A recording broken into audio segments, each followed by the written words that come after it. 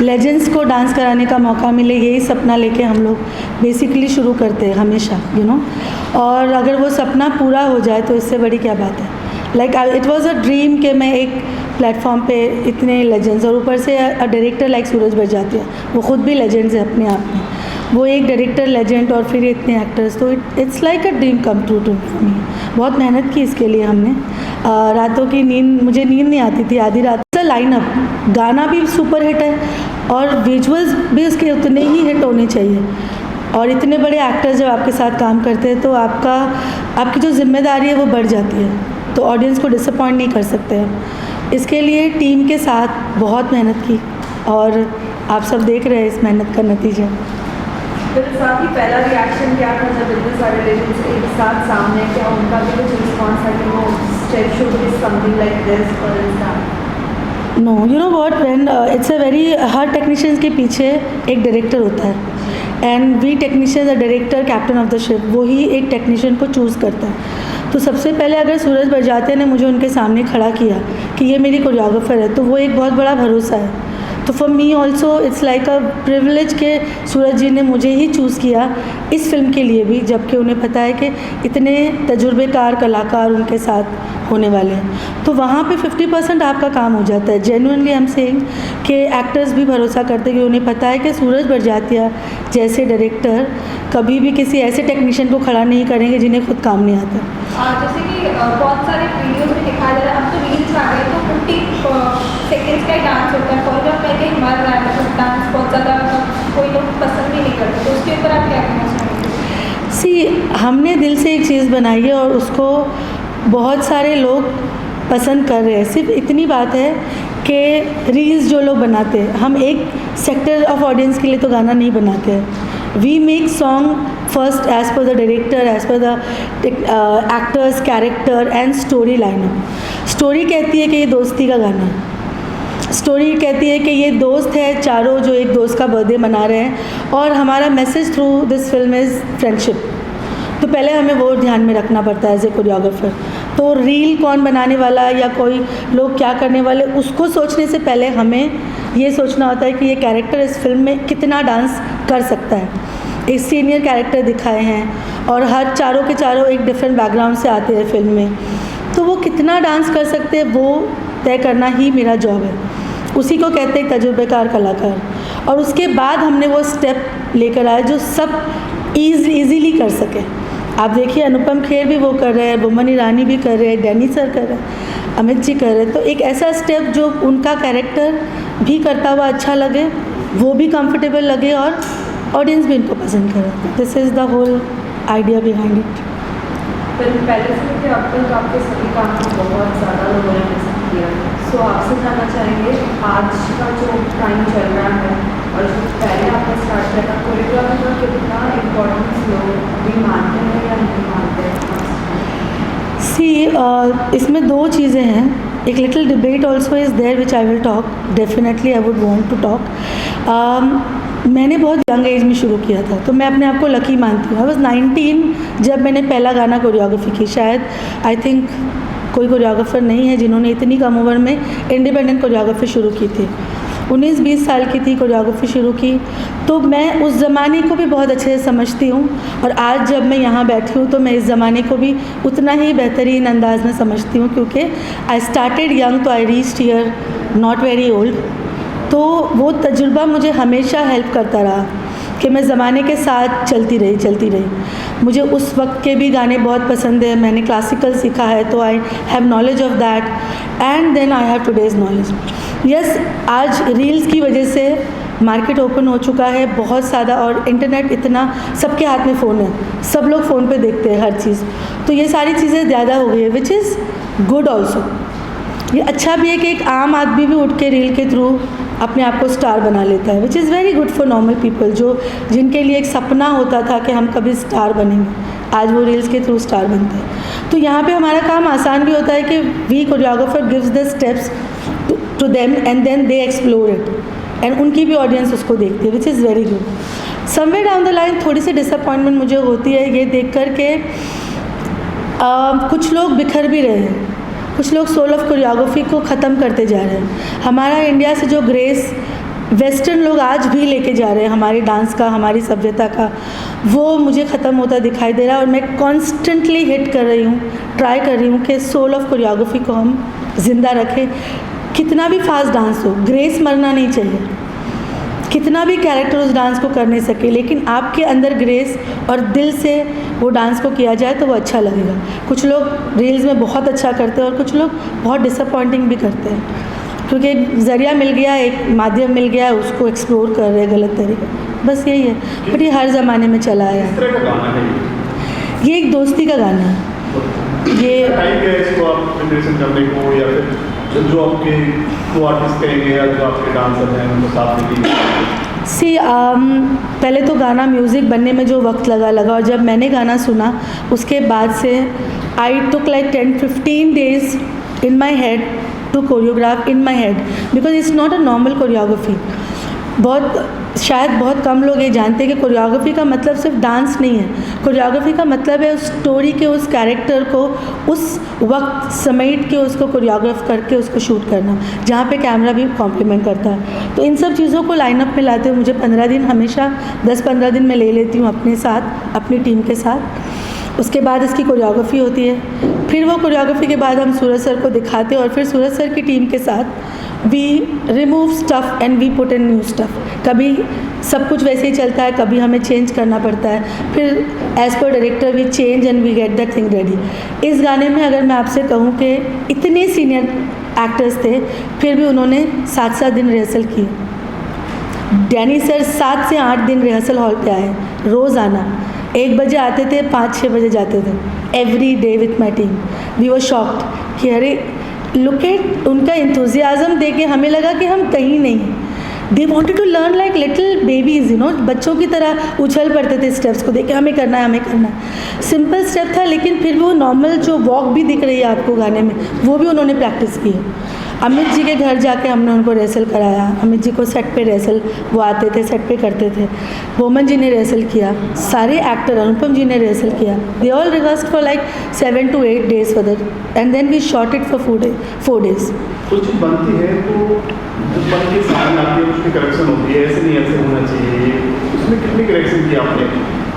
किसी को डांस काम आता है, किसी को यस, अच्छा सवाल है आपका। ये करना पड़ता है, क्योंकि ज़रूरी नहीं मैं ज़िंदगी भर से डांस कर रही हूँ, मेरे असिस्टेंट ज़िंदगी भर से डांस कर रहे हैं। They are dancers, they will do everything because उनका रोज़ का काम है। लेकिन ज़रूरी नहीं है कि यही स्टेप एक एक्टर भी उतना ही अच्छा करे, क्योंकि वो उनका एक अपना बॉडी लैंग्वेज है। मैं आप में से किसी को कराऊंगी, अपना अपना बॉडी लैंग्वेज है, तो वो समझना ज़रूरी है कि जो स्टेप हम पे अच्छा लग रहा है वो एक्टर पे नहीं अच्छा लगे तो हमें उसको बदलना चाहिए।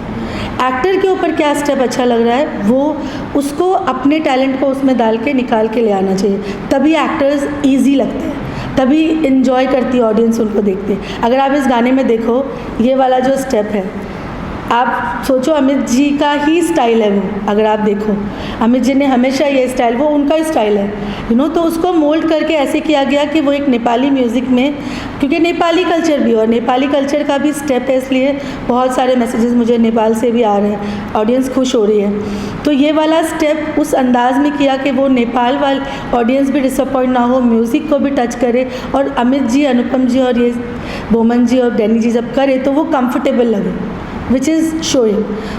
तो ये definitely I had change steps as per their comfort. Shabina ji, काफ़ी समाज सेवा भी क्या आपने लॉकडाउन के टाइम में भी अभी भी करती हैं, उसके अंदर बताइए वो कितना इंस्पिरेशन होगा दूसरे के लिए कि जो क्रिएटिव मीडियम उसके साथ सोशल वर्क करने के लिए होता है? हाँ, सोशल वर्क तो करती हूँ मैं काफ़ी, जो बहुत ज़्यादा बाहर नहीं लेकर आई मैं अब तक। ये लॉकडाउन के बाद ही शुरू हुआ एंड आई मतलब लोगों तक अनाज पहुंचाते ये सिलसिला शुरू हुआ लॉकडाउन में, और उसके बाद शबीना खान फाउंडेशन ओपन किया है, जिसमें अभी तक मैं खुद ही कर रही हूँ। मैं अपनी पेमेंट का 30% उस फाउंडेशन में डालती हूँ, हर पेमेंट का, और 2.5% आई पुट फॉर अलग चैरिटी जो मैं ही करती हूँ।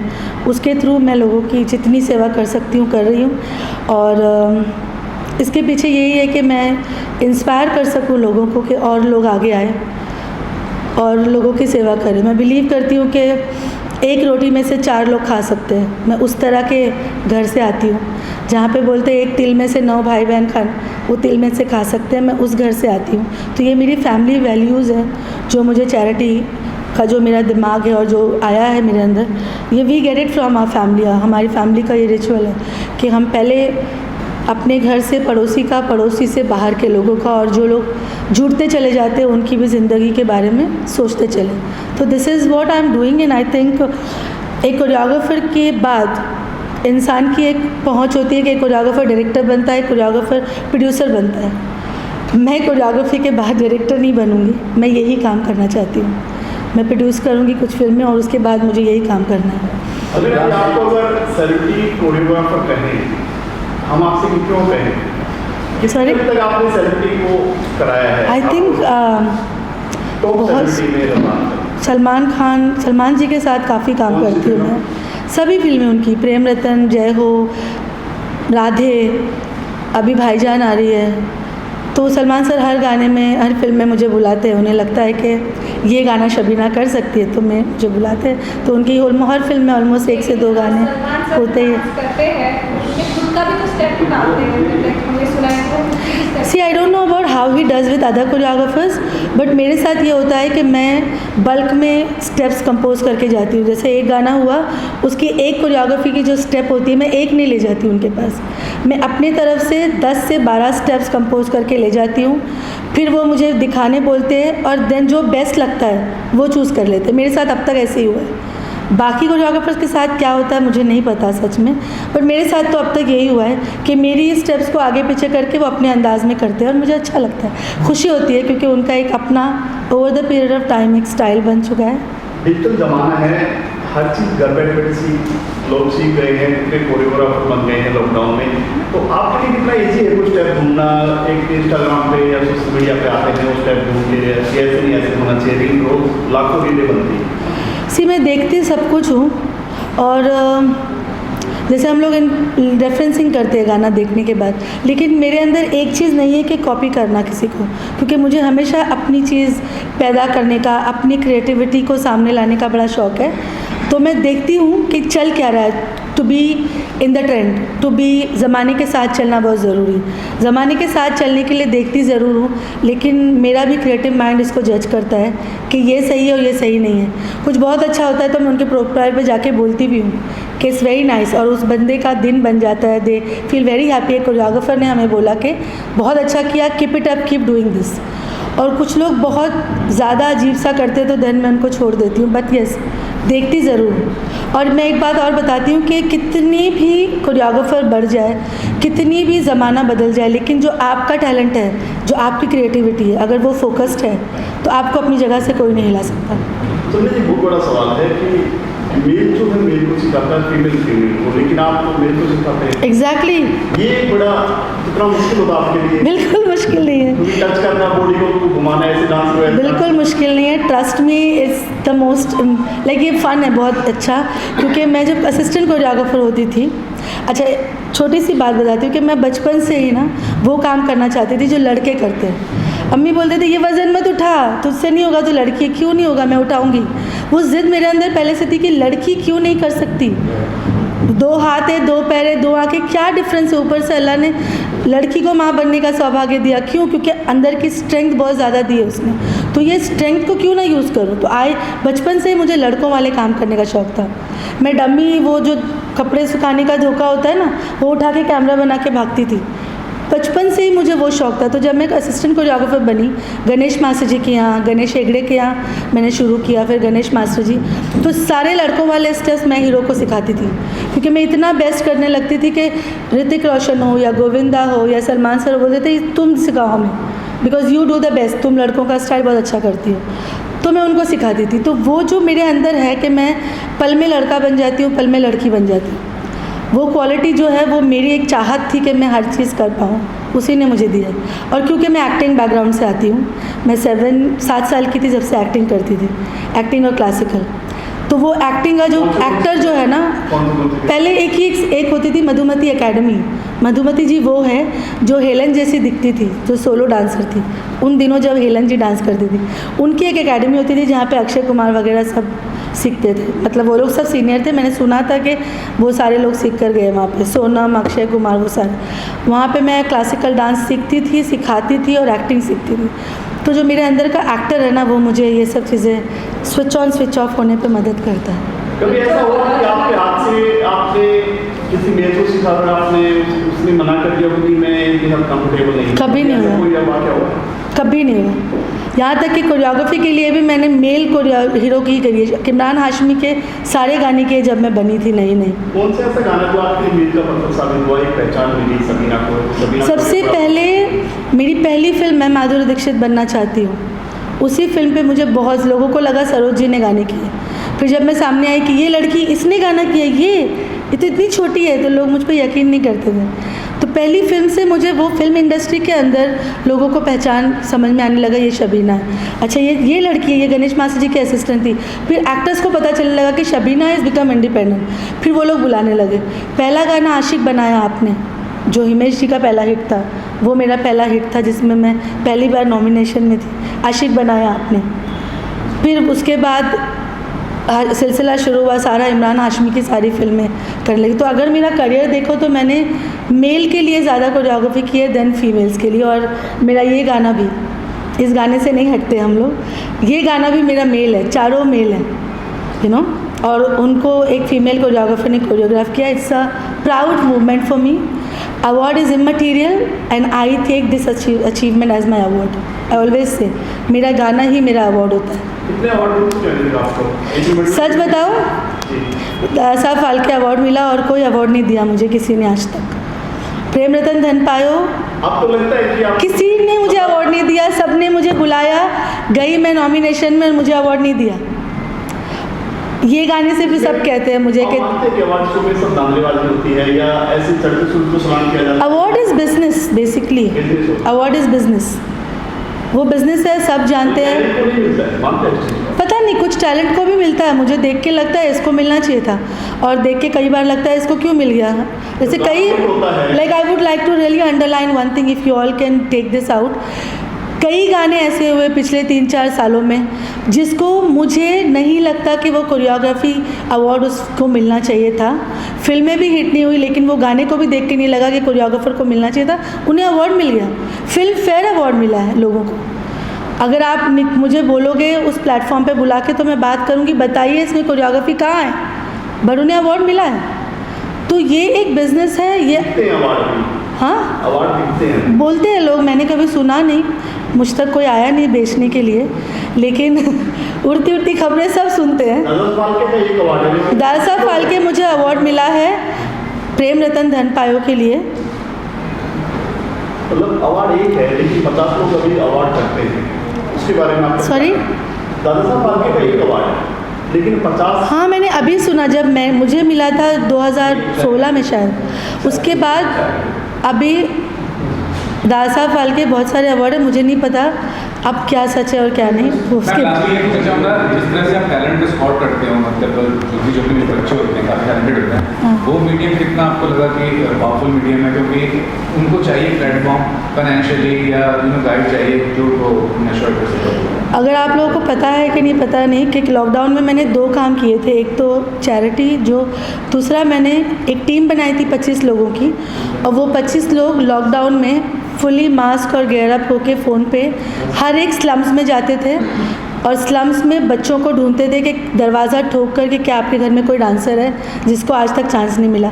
मेरा मकसद ये था कि ऐसे कलाकारों को ढूंढना जिनके पास टिकट के भी पैसे नहीं हैं कि हम ऑडिशन देने जाएं, और मेरी 25 लोगों की टीम जाकर उन बच्चों को ढूंढती थी, मैं उनके साथ ऑनलाइन होती थी। हम ऐसी ऐसी जगह गए जहाँ पे आप लोग सोच भी नहीं सकते जाने का, और आप लोग बिलीव नहीं करोगे, मैं 650 बच्चे हमने चुनकर लेकर आए, और वो 650 बच्चों का मैंने ऑडिशन किया, उनके घर के ऑडिशन टेप देखे, उसमें से सिलेक्ट किया, फिर उन्हें यहाँ बुलाए, यहाँ पे उनका सिलेक्शन किया, उनमें से 60 बच्चों को चुनाया हमने, जिनका एक और कंपटीशन करके जो जीतेगा उनके साथ में मैं एक वीडियो बनाऊंगी, and I make stars amongst them, कि उनके पास ना फ़ोन है कि वो अपना रील डाल दे, ना खाने को घर में पैसा है, ना घर है, रोड पे रहते। ये 650 वो बच्चे ऑल ओवर मुंबई में। तो this is what I am doing. और जो बच्चे 50 फाइनलिस्ट में नहीं आए उनको मैं अपने गानों में हर एक गाने में 20-25 बच्चों को बुलाती हूँ ताकि उनका घर चले, और ये सिलसिला पिछले 2 साल से चल रहा है। फिर लास्टली जितने भी लेजेंड लाइक सभी को आपने सिखाया अभी जो 4 लेजेंड थे, कितना डर था जब उनको सामने फेस किया, एज वेल एज लास्टली सभी फैंस के लिए क्या मैसेज होगा आपकी तरफ से, क्योंकि they are giving an number of comments and number of love with the help of reel and social media, so what do you डर अगर मैं बताऊं तो जिस दिन शूट था मैं पूरी रात सोई नहीं थी और नमाज़ पढ़ के दुआएं मांग रही थी कि how will I do this. जब चारों मेरे सामने आए, मैंने तब के मैंने रिहर्सल भी किया था। इनकी पर्सनालिटीज़ इतनी अजीम है, इतनी ग्रेट है कि आप जब इनके सामने जाओ ना आपको लगता है कहीं कुछ गलत ना हो जाए, कहीं कुछ गलत ना हो जाए। और जब मैं सेट पे गई पहला स्टेप बता रही थी, मैं बिल्कुल खामोश हो गई। सूरज सर मेरे साथ खड़े थे एंड मैं उनको देख रही थी एंड ही सेड बोलो बताओ।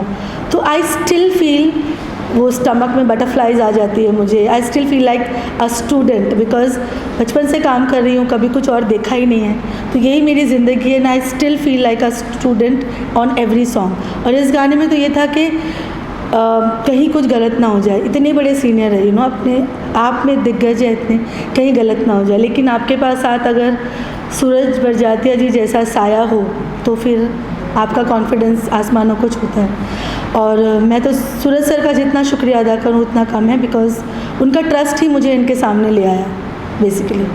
और जितनी ऑडियंस का मैं शुक्रिया हर बार अदा करना चाहती हूँ कि मेरे हर गाने को सराहते हैं। फिल्म चले ना चले लेकिन वो एक गाने को उठा लेते हैं। दे सेंड मी बहुत सारे DMs आते हैं मुझे, मैसेजेस भेजते हैं, अच्छे कमेंट्स देते हैं, और ये एनकरेजमेंट है मेरे लिए। ये सब एनकरेजमेंट है कि अगला गाना मुझे इससे अच्छा करना है। तो I would like to thank everyone, because आज भी ऑडियंस को अच्छे और बुरे की पहचान है। आज भी वो इस क्लासिक, बहुत सारे लोगों ने मुझसे एक सवाल पूछा बहुत इंपॉर्टेंट है कि ये गाना, इसमें क्या ऐसी बात है स्टेप के अलावा कि ये आँखों को इतना शांत लग रहा है, आँखों को इतना सूदिंग क्यों लग रहा है, ये इतना अच्छा क्यों लग रहा है। हाँ, तो मैं उनको जवाब देना चाहती हूँ। शायद बहुत लोगों को मैं नहीं दे पाई जवाब। ये सूदिंग इसलिए लग रहा है कि इसे बहुत एस्थेटिकली करेक्ट शूट किया गया।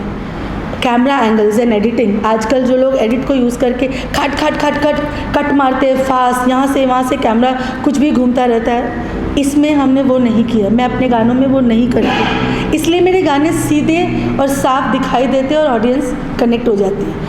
यही है जिसे मैं कहती हूँ soul of choreography is not only dance, it's about camera angle and editing plays very important role, जिसे मैं कायम रखती हूँ और हमेशा रखूँगी। और इस गाने का और एक सवाल आता है कि केटिको का क्या मतलब है।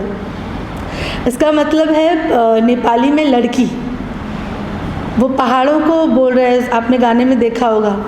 तो वो केटिको का मतलब लड़की है, तो नेपाल में लड़की को केटिको कहते हैं। मैडम, राजश्री का बहुत बड़ा इतिहास रहा है कि मैंने प्यार किया हो कोई फिल्म हो, तो कितना चैलेंज था आपके लिए, कितने बड़े बैनर के गाना बना रही हूँ, कुछ गड़बड़ हो गई या कुछ और, कितना प्रेशर था? प्रेशर मैंने राजश्री के साथ काम करने में पहली फिल्म में लिया था, जब मैंने एक विवाह ऐसा भी की थी। ये मेरी तीसरी फिल्म है राजश्री के साथ, ये मेरी तीसरी फिल्म है। पहली फिल्म थी एक विवाह ऐसा भी, दूसरी फिल्म थी प्रेम रतन धन पायो, और तीसरी ये फिल्म है। तो जो लेगेसी ऑफ राजश्री ये प्रोडक्शन है, जो 75 ईयर्स से उन्होंने जो एक लेगेसी बना के रखी है, जो बहुत ही प्योर है, हार्ट टचिंग है और बहुत ही फैमिली ऑडियंस की है, मैं खुद I also come from that kind of family background, जहाँ पे फैमिली वैल्यूज़ बहुत इंपॉर्टेंट है, जहाँ पे कोई एक चीज़ जो मैं करूँ तो फैमिली उसको साथ में बैठ के देखे। तो वो सारी मैंने प्रैक्टिस फर्स्ट फिल्म से ही शुरू कर दी थी। It was very beginning of my career that first film which I did with them, एक विवाह ऐसा भी।